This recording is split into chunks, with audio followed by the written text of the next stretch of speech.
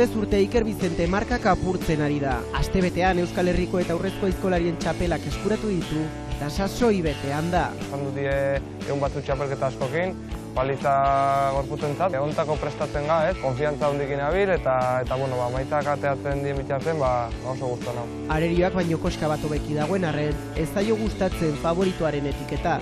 Favorito paper horrek, mesede handik ez dula egiten. Ikusten norbera barrun dagoanen, norberan burue, ez dugu buru estutu egiten dula, eta kanpoti dagoanak berriz, gauzek erresiago ikusten di, Hurrengo asteburuan bere 53. txapela eskuratzeko aukera izanen du, Nafarroako 10.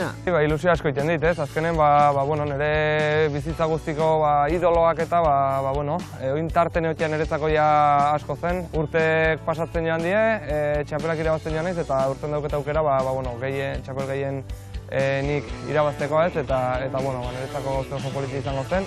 Gero izanen du atxeden hartzeko aukera. Txapelketetan zentratuko naiz, atxedena hartu beharra dauketela badakit, eta atxedena hartuko.